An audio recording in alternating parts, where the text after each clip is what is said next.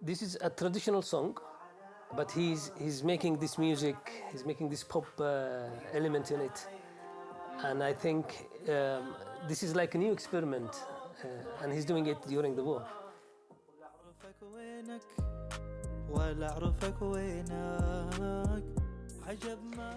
When I see artists are doing what they want to do during this difficult time, I feel hope.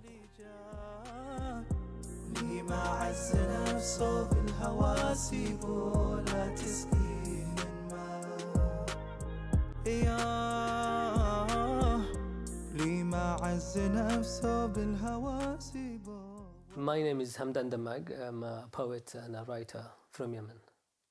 I came to Sheffield 2012 when I decided to take my family from Yemen and come and settle down here because of the problems there.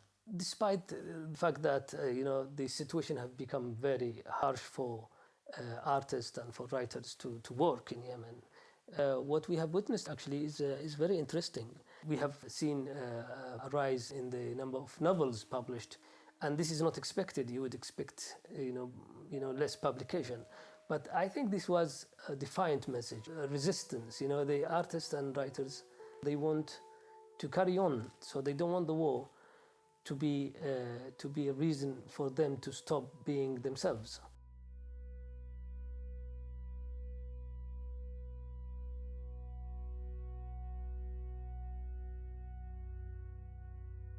The war has created a division in the society, and artists and writers were not far away from this division. So they always under this pressure of, they think they have a role to play, and then people will expect them to participate somehow through their work into the war, whether actually to glorify fighting or actually to call for peace. And this is what has been actually reflected during the war, that the traditional tribal poetry has been used extensively to promote the war, and this kind of art has been flourished now. I want poetry to be honest, and I want poetry not to be used as a tool. Hánي, الشيباني, for example, is one of them who is trying to put pop music into the Yemeni folklore, and the songs he's using has nothing to do with the war. And this is the role of true art. Like, you don't have to preach, you don't have to send direct messages, but if the poet is really honest with himself and saying what is in his heart, I think the message will be received better, and then literature and poetry can play a role in peace in the future. And for the audience, it has the sense of, feeling this is how we should be.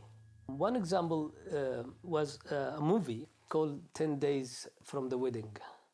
It's telling them about the daily problems of their lives without actually, directly relating to the war. يا بنتي انت لا تهمنيش حاجة. الزواج بيتم غصبا عن الدنيا كلها. ليش معي غيرك وكان علو؟ I saw this film in Sheffield, and the Yemeni community in Sheffield, like any other Yemeni community, they have also some divisions related to what's going on in Yemen. And you can see that this film, produced in Eden during the war, has a tremendous positive effect on the audience. But they were emotional about it. They laughed, they cried. I saw people who could have been from different sides, but they were greeting each other with smiles, and they were happy about the film. So this is when art actually unites people, and they bring people together, and that's amazing. Well, even in the time of peace, there are a lot of challenges for creative artists and writers. During the war, this actually magnifies a lot. If you produce something as an artist, and it happens that you live in a place where it's controlled by militias or whatever, and they don't like what you produce, they can just put you in prison without even trial.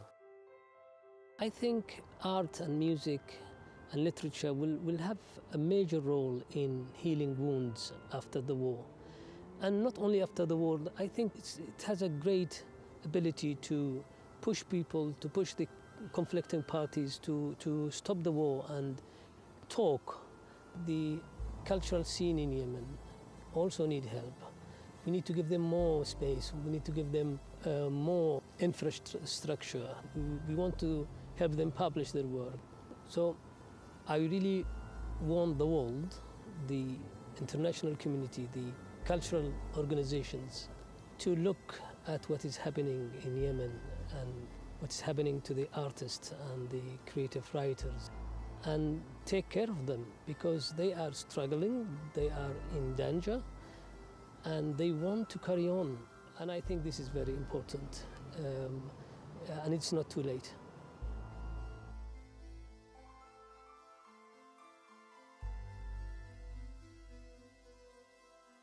أيتها الحرية يا شمس الروح وماء الحب ويا حلم الإنسان اقتربي منا يقترب الحب ونخرج من أقبية الظلمة.